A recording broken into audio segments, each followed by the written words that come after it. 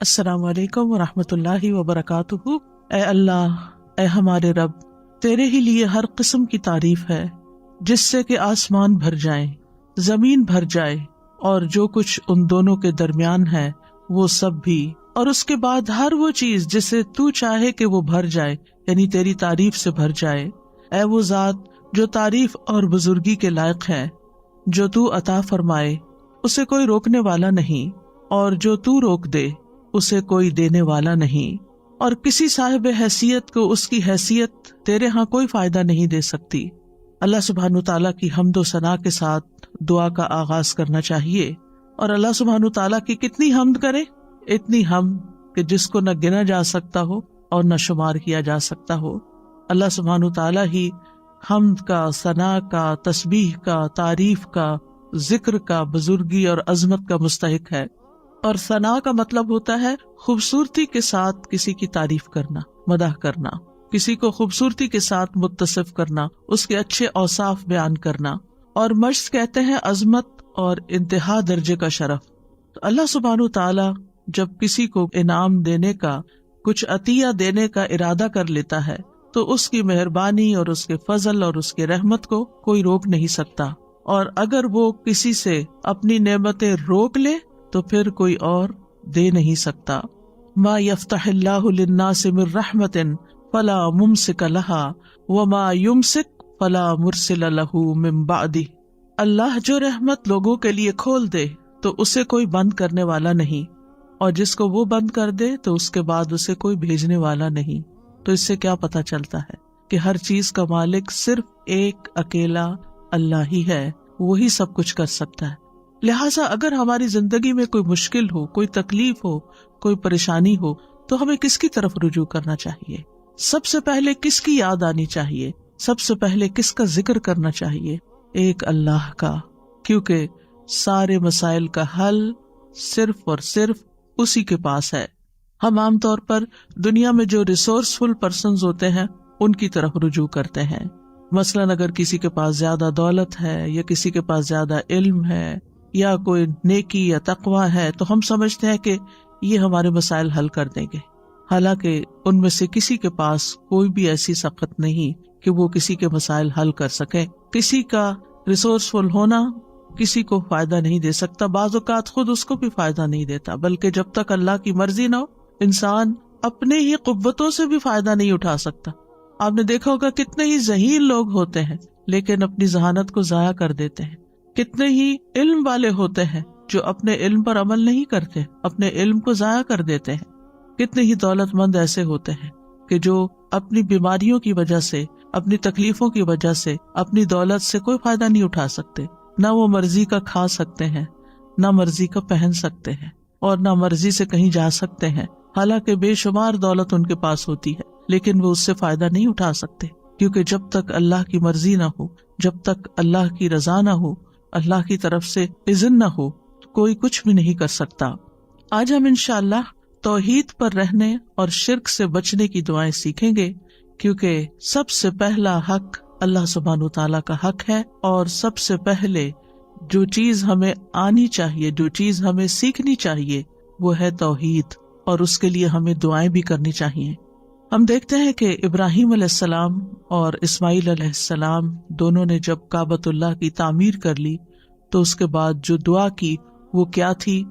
اے ہمارے رب، اور ہمیں اپنے لیے فرما بردار بنا، اور ہماری اولاد میں سے بھی ایک امت اپنے لیے فرما بردار بنا، اور ہمارے عبادت کے طریقے ہمیں دکھا، اور ہماری توبہ قبول فرما، بے شک تو ہی بہت توبہ قبول کرنے والا، نہایت رحم کرنے والا ہے۔ اسی طرح ابراہیم علیہ السلام نے خاص طور پر دعا کی کہ اے ہمارے رب، اس شہر کو امن والا بنا دے، اور مجھے اور میرے بیٹوں کو اس سے بچا لے کہ ہم بتوں کی عبادت کریں۔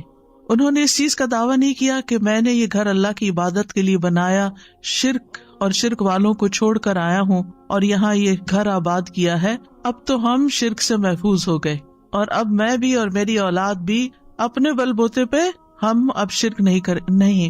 انہوں نے اپنے آپ پر بھی اعتماد نہیں کیا، انہوں نے یہ نہیں کہا چونکہ میں تو شرک سے بچنے کے لیے آگ میں بھی کود پڑا تو مجھ پہ شرک کہاں اثر کر سکتا ہے، نہیں، جب تک اللہ سبحانہ تعالیٰ نہیں بچاتا تو کوئی بھی نہیں بچ سکتا. لا حول ولا قوت الا باللہ. لہٰذا انہوں نے دعا کی کہ اللہ مجھے بھی بچا لے اور میرے بچوں کو بھی بچا لے کہ ہم بتوں کی عبادت کریں. یونس علیہ السلام جب مچھلی کے پیٹ میں گئے تو اس وقت انہوں نے کیا دعا کی؟ لا الہ الا انت سبحانک انی کنت من الظالمین. اللہ سبحانہ تعالیٰ کی توحید کا ذکر سب سے پہلے کیا، کیونکہ لا الہ الا اللہ سب سے افضل کلمہ ہے. لا الہ الا اللہ نجات کی کنجی ہے، جنت کی کنجی ہے. جس طرح نماز کی کنجی طہارت ہے، حج کی مفتاح یا حج کی کنجی جو ہے وہ احرام ہے، تو اسی طرح جنت میں جانے کے لیے لا الہ الا اللہ چاہیے. یہ سب سے افضل کلام ہے، اور اس لا الہ الا اللہ کا سیکھنا ہر ایک پر واجب ہے. یونس علیہ السلام نے کہا لا الہ الا انت سبحانک انی کنت من الظالمین، کہ تیرے سوا کوئی الہ نہیں، تو پاک ہے، بے شک میں ہی ظالموں میں سے ہوں. اور پھر وہ کلمہ جو تمام انبیاء نے حج کے موقع پر عرفہ میں پڑھا، وہ سب سے بہترین کلمہ جس کو قرار دیا گیا وہ ہے لا الہ الا اللہ وحدہ لا شریک لہ لہ الملک ولہ الحمد وہو علی کل شیء قدیر. کہ اللہ کے سوا کوئی معبود نہیں، وہ اکیلا ہے، ساری بادشاہت اسی کی ہے اور ساری تعریف بھی اسی کی ہے، اور وہ ہر چیز پر قادر ہے. جہاں ہمیں اپنی توحید کو خالص کرنے کے لیے ان کلمات کا ذکر کرنا چاہیے، وہاں دوسری طرف کفر اور شرک اور نفاق سے بچنے کی دعائیں بھی کرنی چاہیے. اللہم انی اعوذ بک من الکفر والفقر، اللہم انی اعوذ بک من عذاب القبر، لا الہ الا انت. اے اللہ میں کفر سے اور فقر سے تیری پناہ میں آتا ہوں. اے اللہ میں عذاب قبر سے تیری پناہ میں آتا ہوں، تیرے سوا کوئی معبود نہیں. اللہ اللہ ربی لا اشرک بہ شیئا، اللہ ہی میرا رب ہے، میں اس کے ساتھ کسی چیز کو شریک نہیں کرتا. اور پھر اللہم انی اعوذ بک ان اشرک بک وانا اعلم واستغفرک لما لا اعلم. اے اللہ میں تیری پناہ میں آتا ہوں اس بات سے کہ میں جان بوجھ کر تیرے ساتھ کسی کو شریک کروں، اور جو میں نہیں جانتا ہوں اس کے لیے تجھ سے مغفرت طلب کرتا ہوں. اور اسی طرح اللہم لک اسلمت وبک آمنت وعلیک توکلت وإلیک انبت وبک خاصمت. اللہم انی اعوذ بعزتک لا الہ الا انت ان تضلنی، انت الحی الذی لا یموت والجن والانس یموتون. اے اللہ میں نے تیری فرما برداری کی، میں تجھ پر ایمان لایا، تجھ پر توکل کیا، تیری طرف رجوع کیا، تیری ہی مدد سے لڑا. اے اللہ میں تیری عزت کے ذریعے اس بات سے پناہ مانگتا ہوں کہ تو مجھے گمراہ کرے. یعنی اللہ سبحانہ تعالیٰ کی توحید کا اقرار کرتے کرتے دعا کیا مانگی کہ تو مجھے گمراہ نہ کرنا، کیونکہ ہدایت تو صرف اللہ کے ہاتھ میں ہے. تیرے سوا کوئی معبود نہیں، تو زندہ ہے جس کو کبھی موت نہیں آئے گی، اور جن و انس سب کے سب مر جائیں گے. تو یہاں پر آپ دیکھیے کہ ایک طرف ہمیں توحید خالص حاصل کرنے کی دعائیں کرنی ہیں اور اس کا اقرار کرنا ہے اور اظہار کرنا ہے. اگر آپ کو یاد ہو جو دعا کے میں نے ابتدائی لیکچرز دیے تھے تو اس میں نے دعا کی 3 قسمیں بتائی تھی، اور اس میں سب سے پہلی قسم دعا کی کیا تھی؟ توحید کا اقرار، لا الہ الا اللہ. یعنی لا الہ الا اللہ کا اگر آپ تکرار کر رہے ہیں، صرف اپنی توحید کا اظہار کر رہے ہیں، تو یہ سب سے بڑی دعا ہے. یہی دعا ہے کیونکہ آپ اللہ سبحانہ تعالیٰ پر ہی انحصار کر رہے ہیں، اپنا سب کچھ اسی کے سپرد کر رہے ہیں. انسان دعا کب کرتا ہے؟ جب اس کی کوئی ضرورت ہوتی ہے، جب اس کو کوئی پریشانی ہوتی ہے، جب اس پر کوئی غم ہوتا ہے، جب وہ کسی بیماری کا شکار ہو جاتا ہے، جب اس کو کوئی مالی معاملات پیش آ رہے ہوتے ہیں جو مشکل ہو جاتے ہیں. تو ایسے اوقات میں ہم اللہ سے دعا کرتے ہیں. کیوں کرتے ہیں؟ کہ اللہ تعالیٰ اس مشکل کو دور کر سکتا ہے. اور جب ہم صرف اللہ تعالیٰ کی توحید بیان کرتے ہیں کہ اور کوئی الہ ہے ہی نہیں، اور کوئی مددگار ہی نہیں، اور کوئی کارساز ہی نہیں، اور کوئی دکھ دور کرنے والا ہی نہیں، اور کوئی مشکل سے نکالنے والا ہی نہیں، تو دراصل ہم اس بات کا اقرار کر رہے ہوتے ہیں. اور رنج و غم سے نکلنے کی دعا کیا بتائی گئی؟ اللہ اللہ ربی لا اشرک بہ شیئا. اس میں مانگا تو کچھ نہیں، صرف ہم یہ کہہ رہے ہیں کہ اللہ میرا رب ہے اور میں اس کے ساتھ کسی کو بھی شریک نہیں کرتا.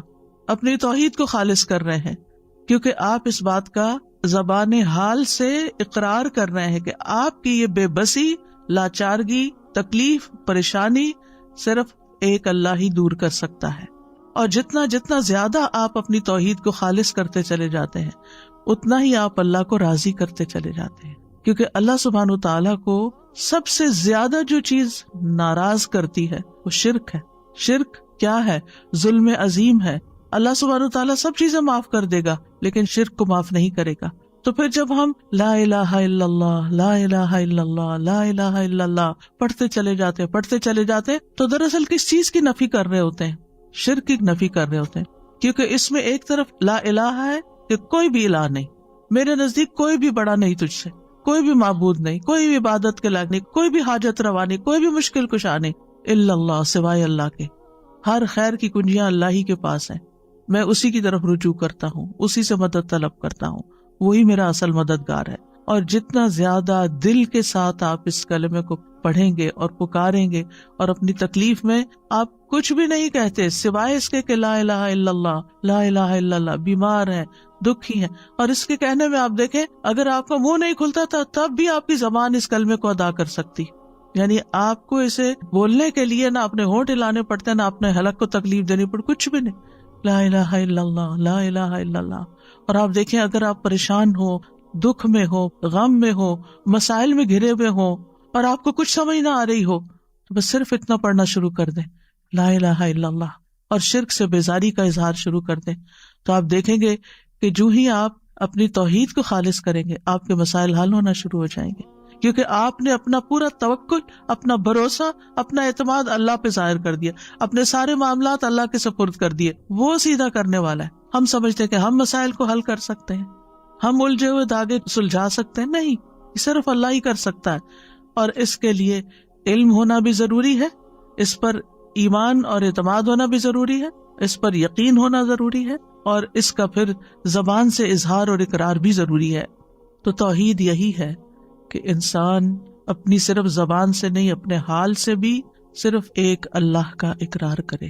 اللہ سبحانہ وتعالیٰ نے ہمیں پیدا ہی اس لیے کیا ہے، وَمَا خَلَقْتُ الْجِنَّ وَالْإِنسَ إِلَّا لِيَعْبُدُونَ، کہ میں نے جنوں انسانوں کو نہیں پیدا کیا مگر اس لیے کہ وہ میری عبادت کریں، یعنی اللہ کے بن جائیں، یعنی سب سے زیادہ محبت بھی اس سے کریں، سب سے زیادہ تعظیم بھی اسی کی، سب سے زیادہ حق اسی کا، ہر چیز پر اسی کو ترجیح دینے والے ہوں۔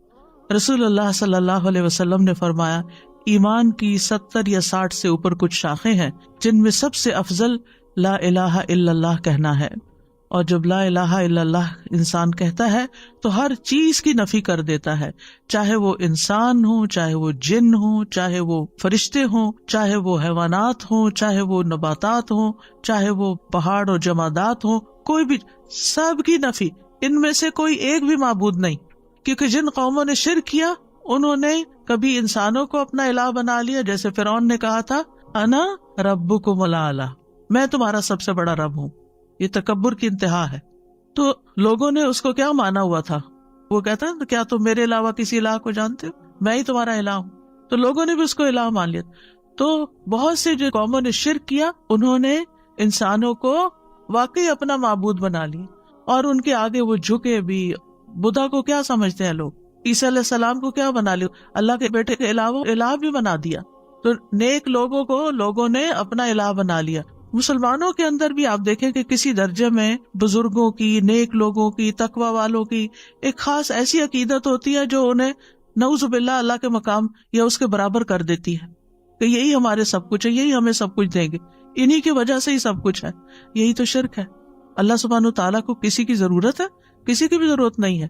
کوئی ساری زندگی بھی سجدے میں پڑا رہے تو اللہ کا حق ادا نہیں کر سکتا، ایک نعمت کا حق ادا نہیں کر سکتا۔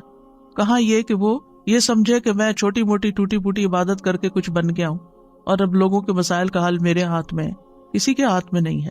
تو صرف اور صرف ایک اللہ ہی ہے جو سب کچھ کرتا ہے۔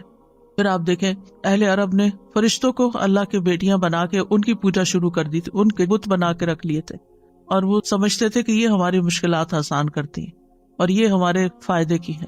وہ ان کے نام کی نظر نیاز کرتے، ان کے نام کے چڑھاوے چڑھاتے، ان کے نام پہ جانور ذبح کرتے، بہت کچھ ان کی طرف سے کرتے۔ تو لا الہ الا اللہ، کوئی فرشتے بھی نہیں۔ پھر لوگوں نے جنوں کو بھی الہ بنا لیا۔ سورۃ الجن میں اس کا ذکر ملتا ہے کہ وہ ان سے ڈرتے تھے، ان سے خوف کھاتے تھے، اور جب سفر کرتے اور رات کو کہیں پڑاؤ کرنا ہوتا، کسی وادی میں ٹھہرتے تو کہتے ہم اس وادی کے جن کی پناہ طلب کرتے ہیں کہ وہ ہمیں ہر طرح کے شر سے بچائے، یعنی یہاں جو کیڑے مکوڑے ہیں یا اور کوئی دشمن ہے ان سب کے شر سے ہمیں یہ جنوں کا سردار بچا لے. نعوذ باللہ، یہ بھی بہت بڑا شرک ہے. پھر اسی طرح کچھ لوگوں نے پتھروں کے بت بنا لیے، ان کو پوچھتے، کچھ نے درختوں کو بت بنا لیے. اور اب تو آپ دیکھیے کہ کروڑوں کی تعداد میں ہے، جس چیز سے انسان ڈرے، آگ سے ڈرے، پانی سے ڈرے، ان سب چیزوں کو اپنا الہ بنا لیا. اسلام ایک واحد ایسا دین ہے کہ جس میں سب سے زیادہ جس چیز کی امپورٹنس ہے اور جس کے بغیر کوئی مسلمان ہی نہیں ہوتا، وہ ہے یہ کلمہ لا الہ الا اللہ، کہ ہم ہر ایک کی نفی کرتے ہیں، سب کو نگیٹ کرتے ہیں اور صرف اللہ سبحانہ تعالیٰ کو ہی اپنا الہ اور معبود سمجھتے ہیں. اور پھر توحید کا جو لفظ ہے یہ وحد یوحد سے ہے، جس کا معنی ہوتا ہے کسی چیز کو ایک بنانا. اسی سے اللہ تعالیٰ کی صفات ہیں الواحد الاحد. اور پھر اللہ تعالیٰ کو ایک ماننا اس کی ذات میں، اس کی صفات میں، یعنی اس کی ذات میں بھی کوئی شریک نہیں اور اس کی صفات میں بھی کوئی شریک نہیں، اس کی الوہیت میں یعنی اس کے الہ ہونے میں، اس کی ربوبیت میں رب ہونے میں، اس کے تمام اسماء و صفات میں وہ یکتا ہے. لیس کمثلہ شیء، کوئی چیز اس جیسی نہیں. وہو السمیع البصیر.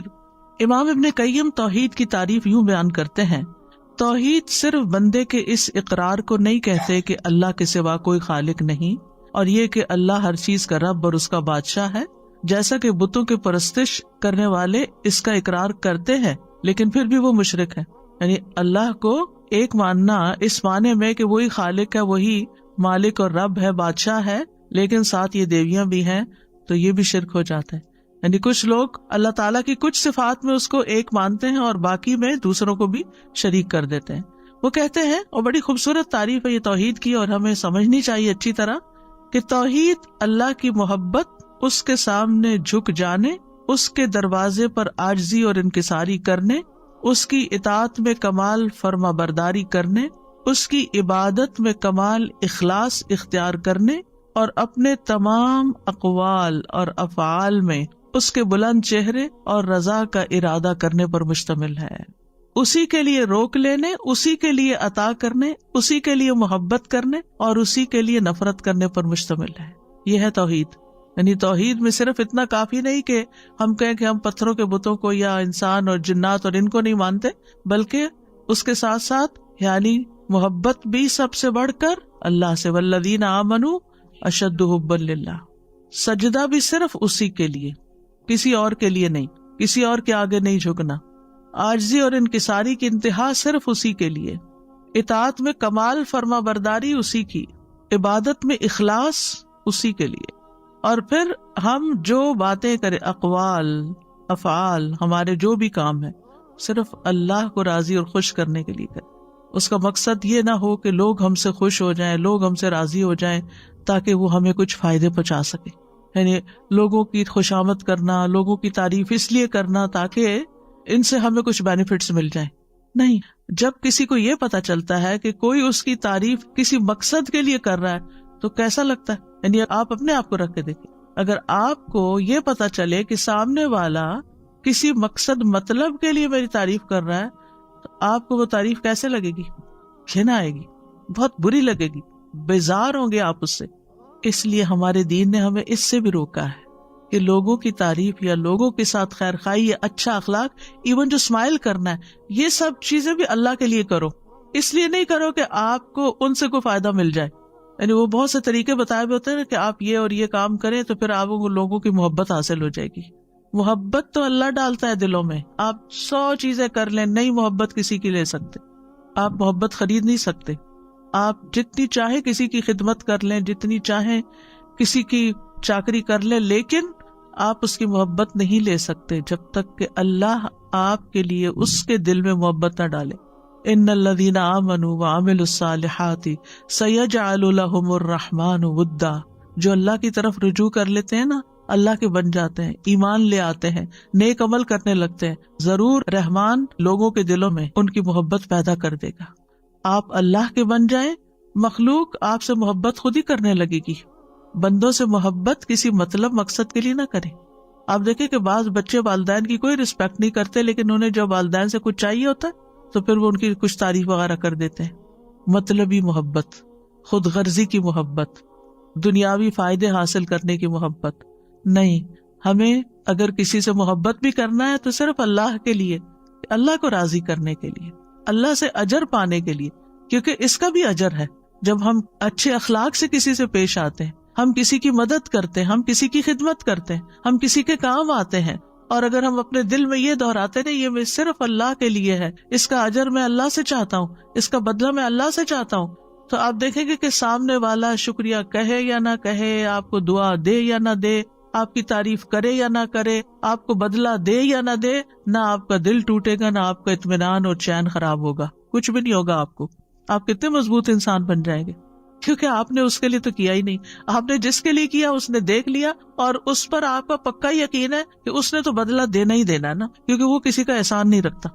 یعنی ہماری نماز، ان صلاتی و نسکی و محیای و مماتی للہ رب العالمین، پہلی دو باتیں تو سمجھ آتی ہیں، بھئی نماز اللہ کے لیے بھی، سجدہ اللہ کے لیے کرو، قبلے کی طرف رخ کرو، اللہ کا ذکر کرو، قربانی کرتے ہوئے بھی اللہ کا نام لو، یہ تو بات سمجھ میں آتی ہے.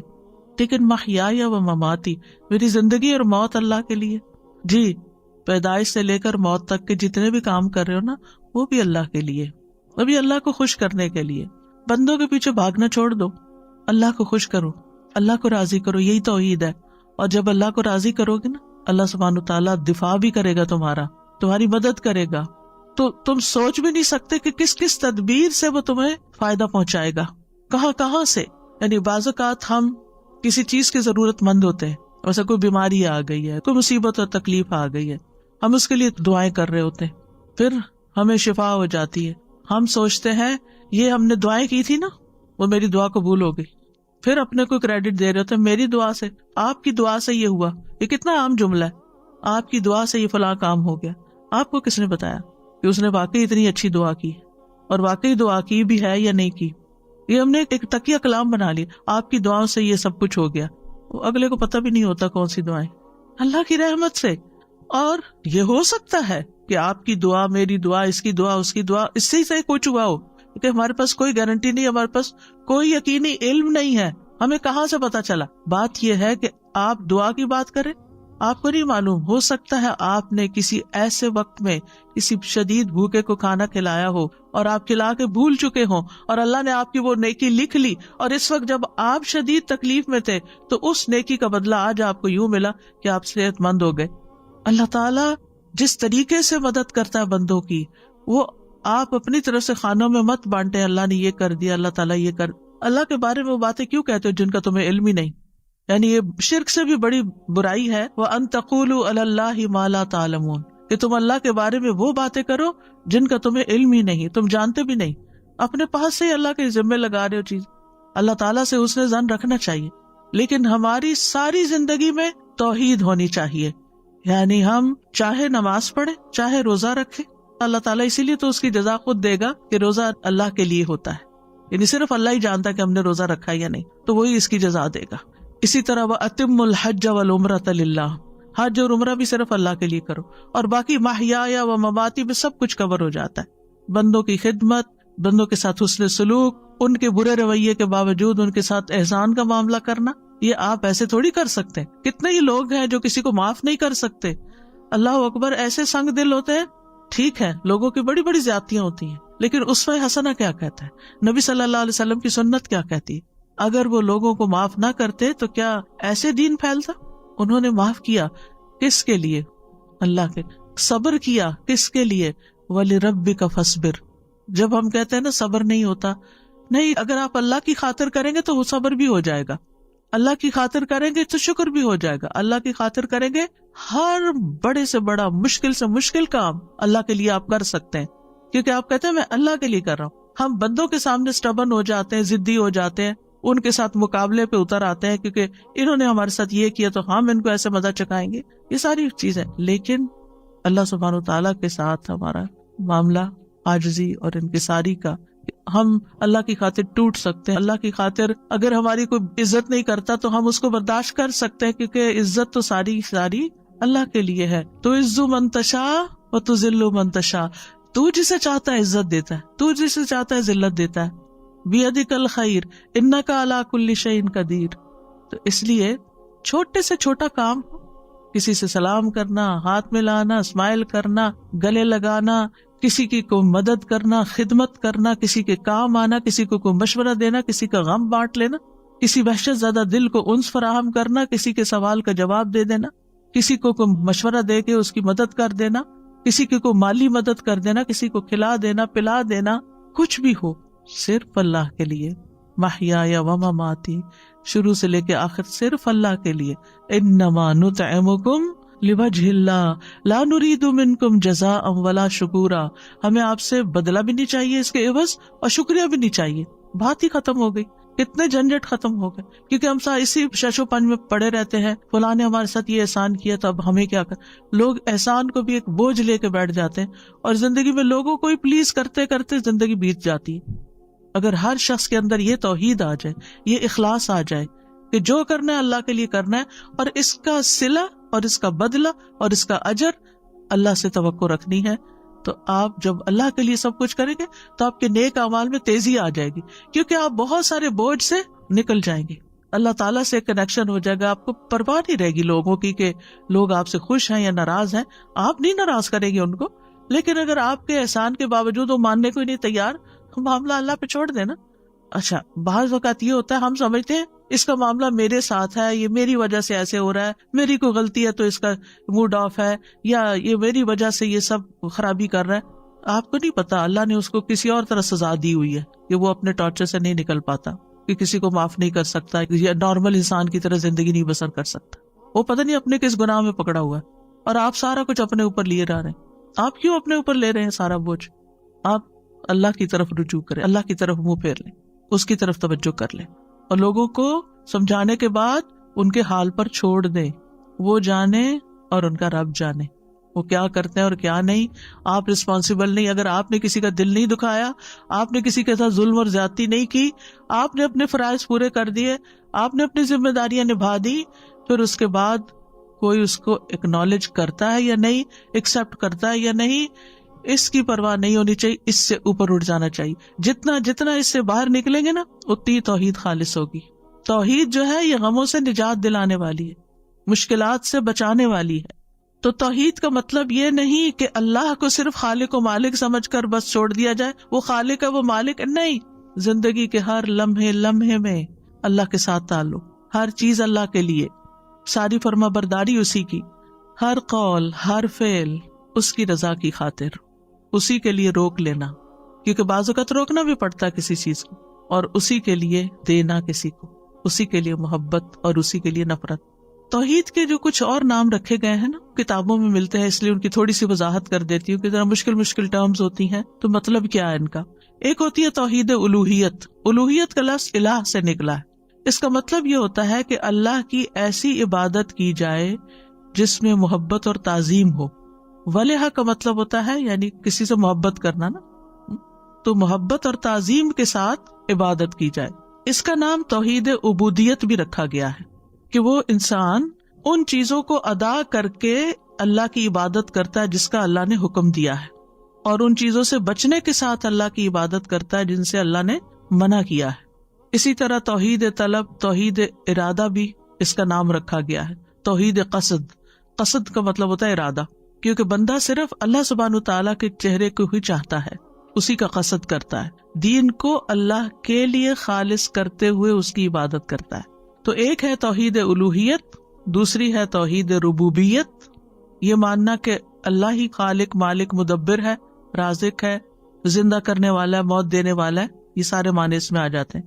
اور تیسری ہے توحید اسماء و صفات، کہ جس میں اللہ تعالیٰ کے نام اور اللہ تعالیٰ کی صفات میں کسی اور کو اس کا شریک نہ کرنا. یاد رکھیے تمام انبیاء کی بنیادی دعوت توحید ہی رہی ہے.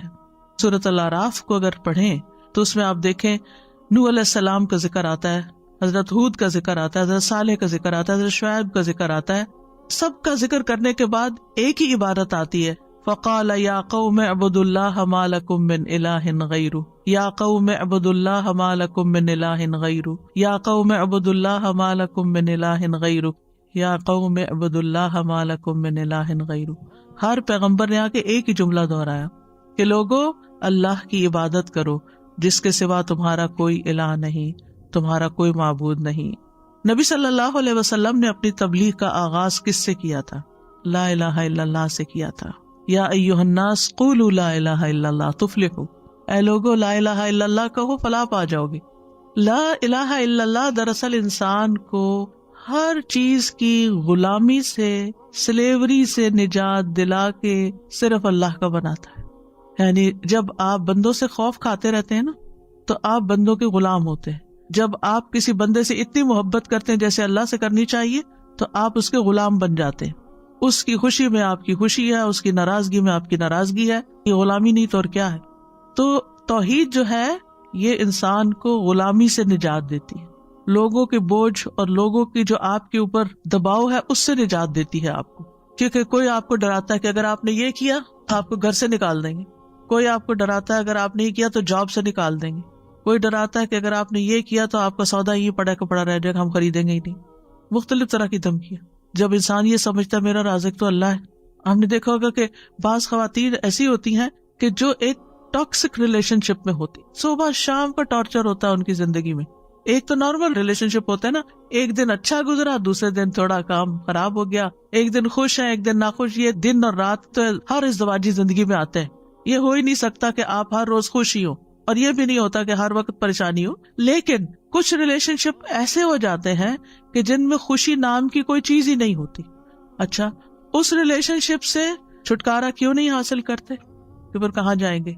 آپ سورۃ الطلاق پڑھ کے دیکھیے اللہ تعالیٰ کیا حال بتاتے ہیں. سیجعل اللہ بعد عسر یسرا، اللہ تنگی کے بعد آسانی میں پیدا کر دے گا.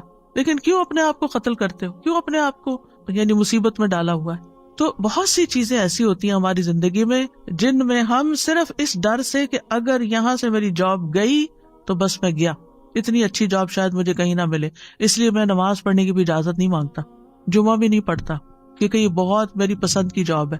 نہیں، آپ کو اپنے رب کے پاس بھی واپس جانا ہے اور وہاں پہلا سوال نمازی کا ہونا ہے.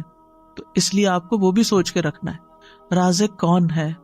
آپ کا امپلائر نہیں ہے، اللہ رازق ہے. اللہ کی زمین وسیع ہے. کیا جب آپ پیدا ہوئے تھے تو آپ کو پتا تھا کہ آپ کینیڈا میں آ کے یہاں کا پانی پیئیں گے اور یہاں کا رزق کھائیں گے؟ کس نے آپ کی قسمت میں یہ لکھا ہوا تھا؟ اللہ نے لکھا ہوا تھا. ٹھیک ہے، اسباب انسان اختیار کرتا ہے لیکن اصل تو پلاننگ اللہ کی ہوتی ہے کہ کس کو کہاں سے رزق دینا ہے، کیونکہ یہ ذمہ اس نے لیا ہوا ہے اپنے اوپر. لیکن ہم انہی چیزوں کے اندر پریشان رہتے ہیں. ٹھیک ہے، پریشانی اپنی جگہ ہوتی ہے، میں نہیں کہتی کہ پریشانی نہیں ہوتی یا بالکل پریشان نہیں ہونا چاہیے، یہ بھی اللہ کی طرف سے ایک انسان کے اوپر کیفیت آتی ہے. لیکن مقصد یہ ہے کہ انسان کسی بھی دنیاوی نقصان سے بچنے کے لیے اللہ کی عبادت اور اللہ کے ساتھ تعلق کو قربان نہ کرے. اپنی عبادت اور اپنی اطاعت اور اپنی فرمانبرداری اور اپنے خلوص اور اپنی وفاداری کا ثبوت دے کہ اللہ تو ہی میرا سب کچھ ہے. اسلام کی پہلی بنیاد ہی توحید ہے. اگر توحید نہیں، کسی نے لا الہ الا اللہ نہیں پڑھا، وہ نماز بھی پڑھا، وہ روزے بھی رکھے. آپ نے دیکھا ہوگا کچھ نان مسلمز اپنے کولیگز کے ساتھ مل کے ان کو خوش کرنے کے لیے وہ بھی روزے رکھنے لگ جاتے ہیں. آپ کو تو پورے روزے کا ثواب مل گیا لیکن ان کو کچھ بھی نہیں ملا اس بھوک پیاس سے، کیونکہ وہ اللہ کے لیے نہیں تھا، وہ فرینڈ کے لیے تھا. تو ان کو بتانا چاہیے کہ یہ اللہ کے لیے کر لو، صرف ایک اللہ کے لیے لا الہ الا اللہ پڑھ لو. کتنا زبردست موقع ہے یہ دعویٰ دینے کا. یعنی اس وقت رمضان کا مہینہ بابرکت مہینہ ہونے کے اعتبار سے ایک ایسی فضا پیش کرتا ہے. کل ہی مجھے کسی نے میسج کیا کہ ان کی بچی پبلک اسکول میں پڑھتی ہے، ابھی شاید گریڈ 1 میں ہے، اور انہوں نے جا کے تو کلاس میں سارے بچوں کو بتایا کہ ہمارا دین کیا ہے اور ہم روزے کیوں رکھتے ہیں اور مریم گھر میں کیا کرتی ہے، اور وہ پریئر میٹ لے کر گئے اور کدھر منہ کر کے نماز پڑھتے ہیں اور نماز میں کیا کہتے ہیں. اور اس بہانے ساری کی ساری توحید کی اور ساری دین کی پوری دعوت پیش کرتی ہے. انہوں نے کہا ہمارا دین کیا ہے. اب باقی تو دل میں اللہ ہی ڈالتا ہے نا. لیکن ایک ماں اگر اپنے گریڈ 1 کے بچے کے لیے اسکول میں جا کر اس کے کلاس فیلوز کو یہ ساری چیز بتا سکتی ہے کہ ہم کون ہیں اور کیا کرتے ہیں، تو میرے خیال ہے ہر ماں بتا سکتی ہے. لیکن پھر اس کے لیے سیکھنا پڑتا ہے نا، اس کے لیے کریج بھی چاہیے، اس کے لیے یہ شوق بھی چاہیے، اس کے لیے اللہ سے محبت چاہیے کہ اللہ تو میرا رب ہے، چاہتی ہوں کہ سب تجھے ہی رب مانے، اور اس کے لیے وہ ہر طریقہ اختیار کرتا ہے.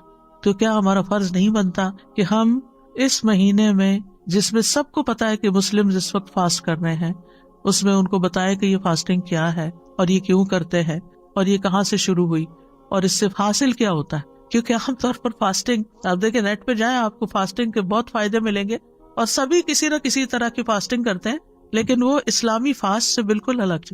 ہمارے فاسٹ کا مقصد ہے تقوی حاصل کرنا، اور وہاں ہے صحت حاصل کرنا۔ صحت تو جھونگے میں مل ہی جاتی ہے، لیکن اصل گول جو ہے وہ بہت ہائر ہے، اور وہ ہے تقوی کا حصول۔ تو قرآن مجید میں بھی آپ دیکھیں کہ ہر آیت کے اندر کسی نہ کسی شکل میں توحید موجود ہے، اور قرآن کی بھی سب سے پہلی تعلیم جو ہے وہ توحید ہی ہے۔ اور نہ صرف یہ کہ زندگی کی ابتدا میں بچے کو سب سے پہلے لا الہ الا اللہ سکھانا چاہیے، بلکہ ہمارا آخری کلام بھی کیا ہونا چاہیے؟ لا الہ الا اللہ، محیای و مماتی للہ رب العالمین۔ حدیث میں آتا ہے جس کی آخری بات لا الہ الا اللہ ہو وہ جنت میں داخل ہوگا، کیونکہ جنت کی کنجی ہے، یہ جنت اسی سے کھلے گی۔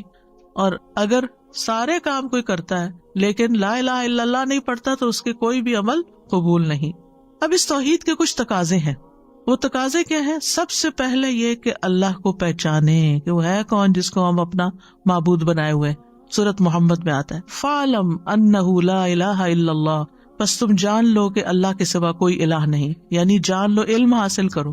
تو یاد رکھیے توحید کا علم حاصل کرنا ہر انسان پر فرض عین ہے، ہر ایک پر، خواہ کوئی بھی ہو، مرد ہو، عورت ہو، بچے ہو، بوڑھے ہو، جوان ہو، ہر رنگ نسل، سب کے لیے یہ علم حاصل کرنا فرض ہے۔ وہ طلب العلم فریضۃ، وہ کون سا علم ہے جس کا سیکھنا فرض ہے؟ وہ توحید کا علم ہے، عبادات کا علم ہے۔ اور یہ کیا ہے؟ اللہ کے ایک الہ ہونے پر پورا یقین رکھنا، پھر اسی کے فرما بردار بن جانا۔ وَأَنِيبُوا إِلَىٰ رَبِّكُمْ وَأَسْلِمُوا لَهُ، اپنے رب کی طرف رجوع کرو اور اس کے فرما بردار بن جاؤ، اس کے لیے مسلمان بن جاؤ۔ اللہ اور اس کے رسول کی اطاعت کرنا، اطیعوا اللہ ورسولہ ان کنتم مؤمنین، اللہ کے لیے خالص ہونا، فاعبد اللہ مخلصا لہ الدین، سب سے بڑھ کر اللہ سے محبت ہونا، لوگوں کی بجائے اللہ سے ڈرنا، لوگوں کی بجائے اللہ سے ڈرنا، کیونکہ انسان جس سے ڈرتا ہے نا اسی کی مرضی کے کام شروع کر دیتا ہے۔ اگر ہم اللہ سے ڈرتے ہیں تو پھر اللہ کی عبادت کریں گے، اللہ ہی کی اطاعت کریں گے، اللہ تعالیٰ کے احکامات پر عمل کریں گے، اور جن چیزوں سے وہ روکتا ہے ان سے رک جائیں گے۔ پھر توحید کیا ہے؟ اختلافات میں اسی کی طرف رجوع کرنا۔ توحید یہ ہے کہ ہر معاملے میں، ہر مشکل میں اللہ کو کافی سمجھنا، وتوکل علی اللہ وکفی باللہ وکیلا، اسی پر بھروسہ کرنا، اسی کو اپنا مددگار سمجھنا۔ اور زندگی کے ہر معاملے میں ہمیں توکل کی ضرورت پیش آتی ہے۔ اب دیکھیں کہ بعض لوگ اپنے توہمات کی وجہ سے کہ کل کیا ہوگا، کل یہ نہ ہو جائے، کل وہ نہ ہو جائے، سب کچھ ہوتے ہوئے بھی خوف کا شکار رہتے ہیں اور اللہ پہ بھروسہ نہیں کرتے۔ صدقہ کیوں نہیں کرتے؟ کہ پیسہ جمع کر کے رکھنا ہے کہ بڑھاپے میں کام آئے گا۔ آپ سوچئے کہ کیا صدقہ بلاؤں کو نہیں ڈالتا؟ ٹھیک ہے، آپ اپنے لیے سیونگ بھی کریں، لیکن اس کے ساتھ ساتھ صرف اپنے ہاتھ میں سیونگ نہیں کریں، کچھ سیونگ اللہ کے پاس بھی کر لیں کہ جہاں سے مسائل نے حل ہونا ہے۔ آج آپ دوسروں کے لیے کریں، کل اللہ تعالیٰ آپ کے لیے اسباب پیدا کر دے گا، اور اگر اللہ نے اسباب نہ پیدا کی تو آپ کے پیسے تجوریوں میں رہ جائیں گے، آپ کے کام پھر بھی نہیں آنے والے، وہ اور لے جائیں گے۔ کتنے ہی بوڑھے لوگ ایسے ہیں کہ جن کے پیسے بینکس میں رہ گئے، وہ دنیا سے چلے گئے اور ان کے گھر بھی چلے گئے، کوئی چیز کام نہ آئی، کوئی والی وارث نہ تھا پیچھے۔ تو اصل عقل مند انسان وہ ہے کہ جو اللہ پر بھروسہ کرتے ہوئے اللہ کی عبادت بھی کرتا ہے، اور جن چیزوں سے اللہ تعالیٰ خوش ہوتا ہے وہ کام بھی خوشی سے کرتا چلا جاتا ہے۔ اللہ سے راضی رہنا یہ بھی توحید کا حصہ ہے۔ ایک روایت میں آتا ہے، ابو سعید کہتے ہیں رسول اللہ صلی اللہ علیہ وسلم نے فرمایا، اے ابو سعید، جو اللہ کے رب ہونے پر، اسلام کے دین ہونے پر اور محمد صلی اللہ علیہ وسلم کے نبی ہونے پر راضی ہو گیا، اس کے لیے جنت واجب ہو گئی۔ پھر توحید میں سے یہ ہے کہ ساری نعمتوں کا شکر اللہ کے لیے، واشکروا نعمت اللہ ان کنتم ایاہ تعبدون، ہر نعمت پر شکر گزار ہونا، پھر اس کے فیصلوں کو تسلیم کر لینا۔ قل لن یصیبنا الا ما کتب اللہ لنا، آپ ان سے کہیے ہمیں اگر کوئی مصیبت آئے گی تو وہی آئے گی جو اللہ نے ہمارے مقدر کی ہے، یعنی تقدیر پر اطمینان ہونا، اللہ کی تقدیر سے راضی ہونا، یہ بھی توحید کا سبق ہے۔ اس کے برعکس کیا ہے؟ شرک۔ شرک کا کیا مطلب ہے؟ اللہ کے ساتھ ایک یا ایک سے زیادہ کوئی ہمسر برابر کا ند یا شریک بنانا، جیسے عبادات میں، قربانی میں، مدد طلب کرنے میں، شفاعت میں، یا دعا کی قبولیت میں، یا ربوبیت میں اللہ کے ساتھ کسی کو شریک کرنا، یعنی اللہ کے سوا کسی اور کی عبادت کرنا یا اس کو اپنا حاجت روا مشکل کشا سمجھنا. ہماری توحید اس بات کا تقاضا کرتی ہے کہ ہم اس بات پر ایمان رکھیں کہ اللہ ایک ہے اور اس کا کوئی بھی شریک نہیں ہے، نہ اس کی کوئی اولاد ہے، نہ اس کی بادشاہت میں کوئی شریک ہے. سورۃ بنی اسرائیل میں آتا ہے وَقُلِ الْحَمْدُ لِلَّهِ الَّذِي لَمْ يَتَّخِذْ وَلَدًا وَلَمْ يَكُنْ لَهُ شَرِيكٌ فِي الْمُلْكِ وَلَمْ يَكُنْ لَهُ وَلِيٌّ مِّنَ الذُّلِّ وَكَبِّرْهُ تَكْبِيرًا. اور کہہ دیجئے سب تعریف اللہ کے لیے ہے جس نے نہ کوئی اولاد بنائی، نہ بادشاہی میں اس کا کوئی شریک ہے، اور نہ عاجز ہو جانے کی وجہ سے اس کا کوئی مددگار ہے. اور اس کی بڑائی بیان کرو، خوب بڑائی بیان کرنا. ہم بندوں کی بڑائیاں بیان کرتے ہوئے نہیں تھکتے. کبھی زندگی میں اللہ کی بھی ایسی بڑائی بیان کی؟ اپنے آپ سے ہمیں پوچھنا چاہیے. تو توحید کیا ہے؟ صرف اللہ کی بڑائی بیان کرنا. اور شرک کی اقسام میں ایک فعلی شرک ہوتا ہے، جیسے نجومیوں کے پاس جانا، تعویذ لٹکانا، منکے لٹکانا، جسم کی حفاظت یا گھر وغیرہ کو حسد اور نظر سے بچانے کے لیے کچھ لٹکانا. آپ نے دیکھو کہ کچھ لوگ اپنے گلے میں یا ہاتھ میں ایک آئی بنی ہوتی ہے، بلو آئی اس کو کہتے ہیں، شاید بلو آئی، وہ پہن کے رکھتے. انا للہ و انا الیہ راجعون. کیا یہ بلو آئی ہمیں نظر اور حسد سے بچا لے گی؟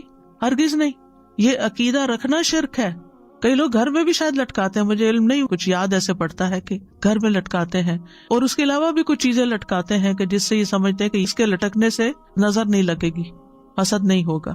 کچھ لوگ کالی چیز شاید لٹکاتے ہیں. یہاں تو میں نے نہیں دیکھا، لیکن پاکستان میں گاڑیوں کے پیچھے کسی نے میری توجہ دلائی کہ آپ نے یہ گاڑی کے پیچھے لٹکتے ہوئے دیکھا. میں نے کہا لوگوں نے ڈیکوریشن وغیرہ کوئی کی ہوئی ہے اپنی، جیسے عورتیں پیچھے پراندہ لٹکاتی ہیں، تو ہو سکتا ہے کہ یہ بھی کوئی فیشن ہو، رواج ہو. مجھے تو پتہ ہی نہیں تھا. تو انہوں نے بتایا کہ نہیں، یہ اس لیے لٹکاتے ہیں کہ نظر نہ لگے. کچھ لوگ بچوں کو تل لگا دیتے ہیں، کالا تل، اس لیے کہ نظر نہ لگے. کیونکہ وہ آتا نا حدیث میں کہ شرک جو ہے سیاہ رات میں سیاہ پتھر پر سیاہ چیونٹی سے بھی زیادہ خفیہ ہے، پتہ ہی نہیں چلتا کہاں سے داخل ہو جاتا ہے، ہمیں علم ہی نہیں ہوتا.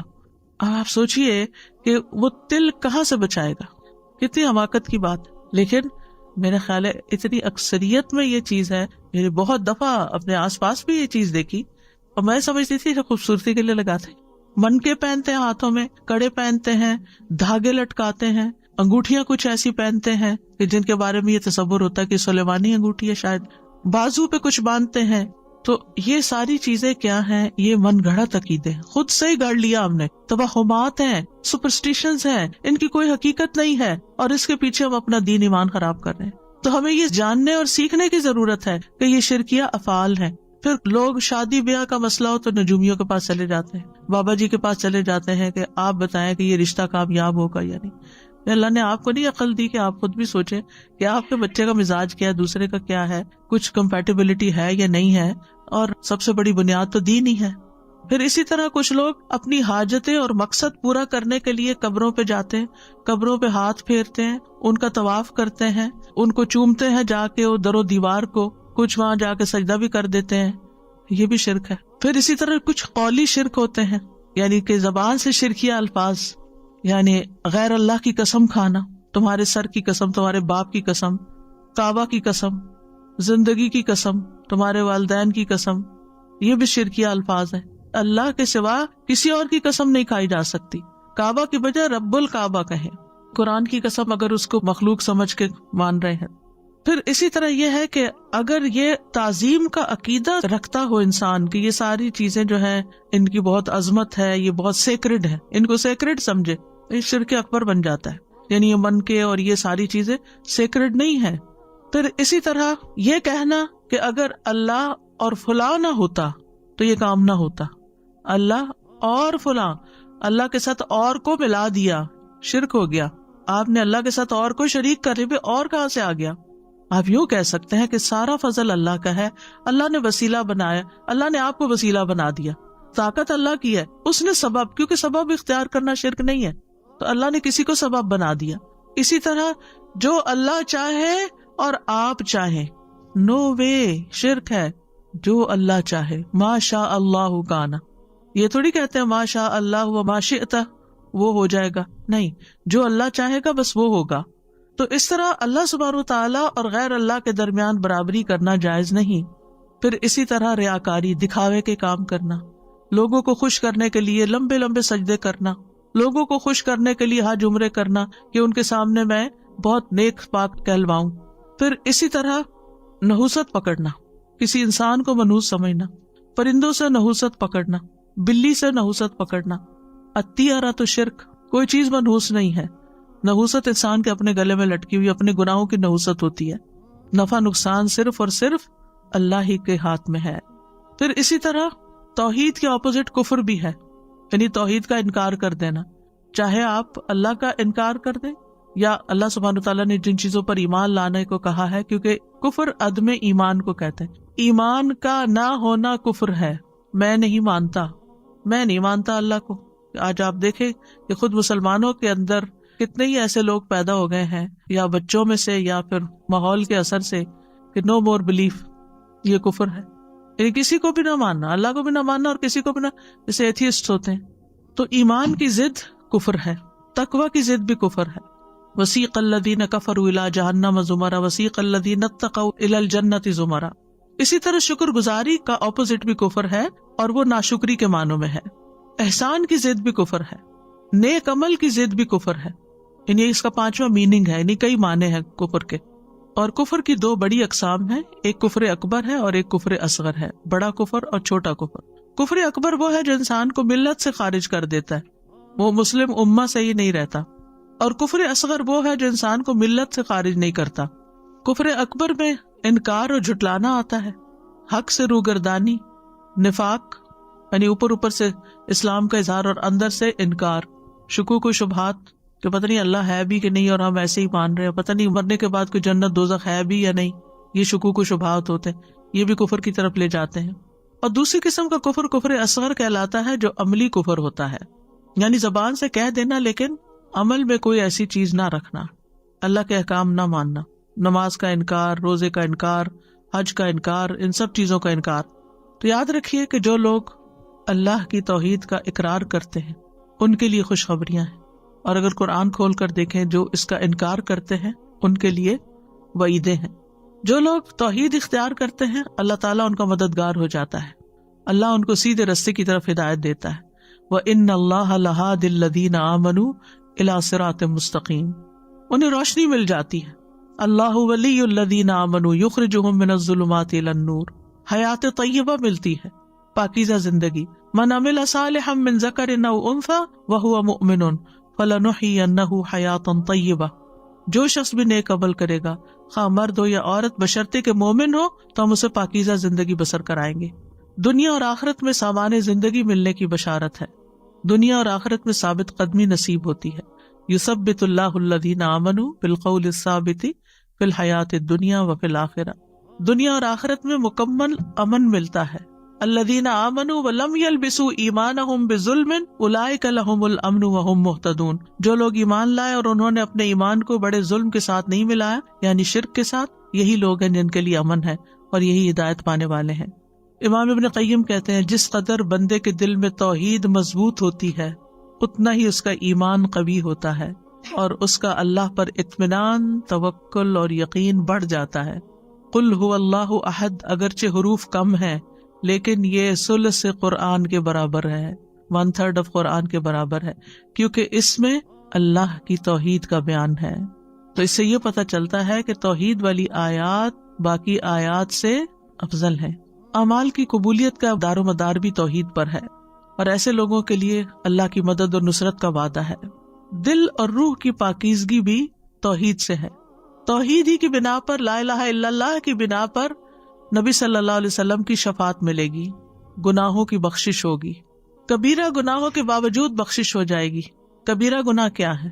جیسے چوری ہے، زنا ہے، لیکن اگر کوئی لا الہ الا اللہ پڑھتا ہے انشاءاللہ اگر توبہ کر لی تو معاف ہو جائے گا، اور اگر توبہ نہیں کی اور مر گیا اور سزا ملی تو نبی صلی اللہ علیہ وسلم کی شفاعت اس کے لیے ہوگی.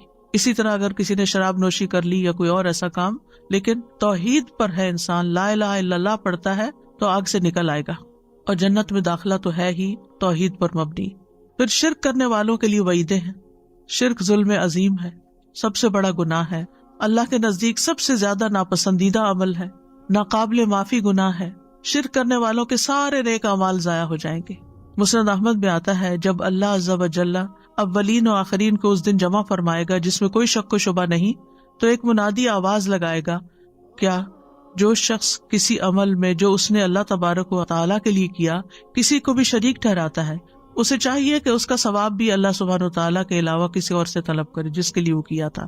اللہ تعالیٰ تمام شرکاء کے شرک سے بیزار ہے، یعنی اگر ہم اپنے نیک اعمال کو اللہ کے لیے نہیں کرتے، بندوں سے اجر پانے کے لیے اور بندوں کو خوش کرنے کے لیے کرتے ہیں، تو ان کا بھی قیامت کے دن کوئی اجر نہیں ہوگا۔ کیا کہا جائے گا؟ جن کو خوش کرنے کے لیے کیا تھا انہی سے جا کر اجر لو۔ پھر یہ کہ مشرک کے لیے جنت حرام ہے، اس کا ٹھکانہ ہمیشہ کے لیے جہنم ہے۔ تو اس لیے بہت ضروری ہے کہ توحید کو جاننے کے ساتھ ساتھ شرک کو بھی جانا جائے، کفر کو بھی جانا جائے، اور پھر توحید کے حصول کے لیے دعائیں کی جائیں کہ اللہ ہمیں توحید خالص عطا فرما، اور اس کا اظہار کیا جائے، کثرت سے لا الہ الا اللہ پڑھا جائے، کیونکہ افضل الذکر ہے لا الہ الا اللہ۔ اس کا بھی ایک کارڈ موجود ہے، لا الہ الا اللہ کے جتنے بھی فائدے اور ثواب ہیں وہ سب اس میں لکھے ہوئے ہیں، اردو انگلش دونوں میں موجود ہے، آن لائن بھی آرڈر کر سکتے ہیں اگر کسی کو باہر سے منگوانا ہے۔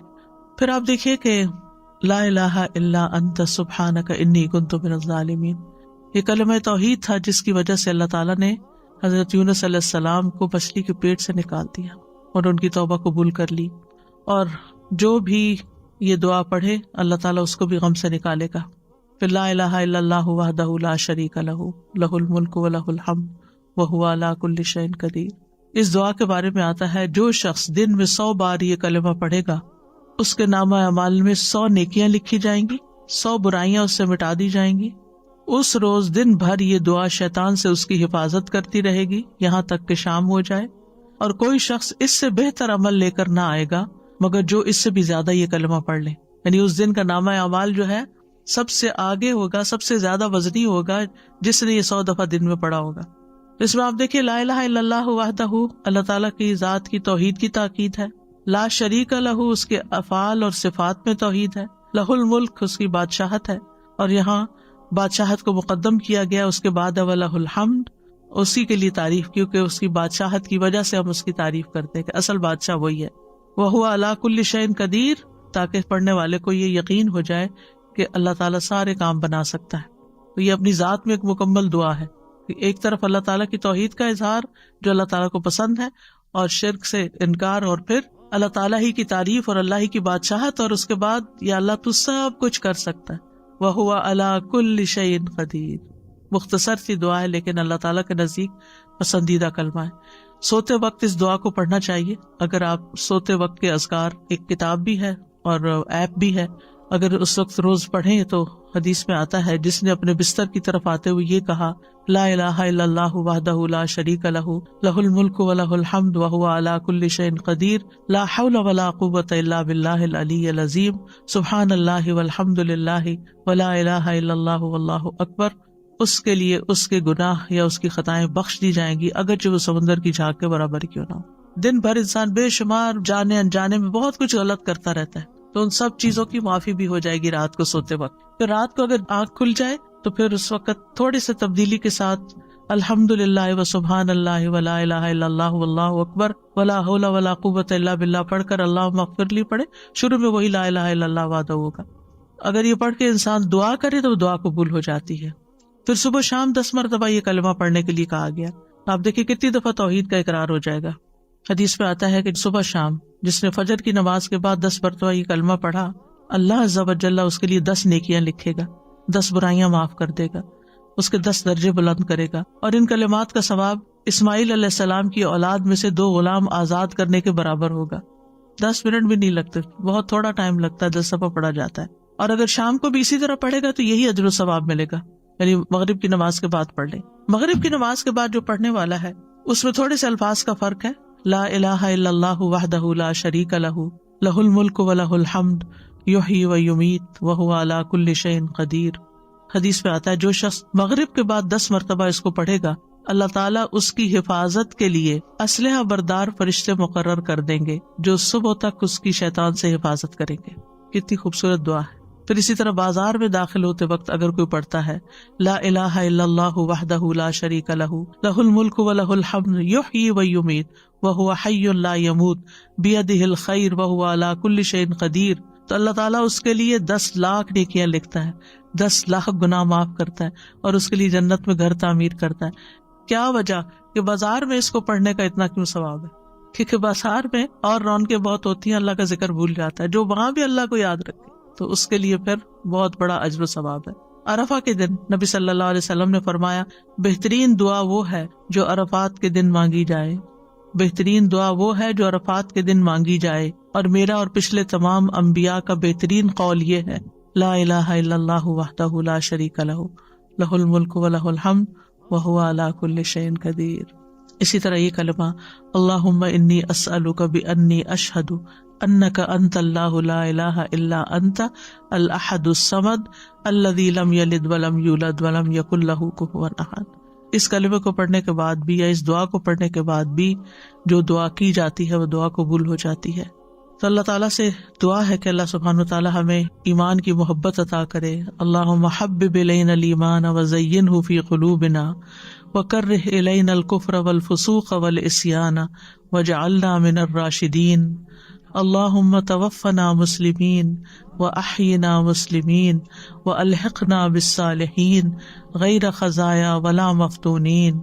اللہم زیننا بزینۃ الایمان، اللہم زیننا بزینۃ الایمان، اللہم زیننا بزینۃ الایمان واجعلنا ھداۃ مہتدین، واجعلنا ھداۃ مہتدین۔ اللہم انی اسألک ایمانا لا یرتد ونعیما لا ینفد ومرافقۃ محمد صلی اللہ علیہ وسلم فی اعلی جنت الخلد۔ اے اللہ میں تجھ سے ایسے ایمان کا سوال کرتا ہوں جو مضبوط اور قوی ہو اور اس میں کوئی شک اور تردد نہ ہو، اور مجھے تو مرتد ہونے سے محفوظ رکھ کہ کہیں میں کفر کی طرف نہ پھر جاؤں۔ اور یہ ایمان کا حصول اور توحید کا حصول جو ہے یہ افضل اعمال میں سے ہے۔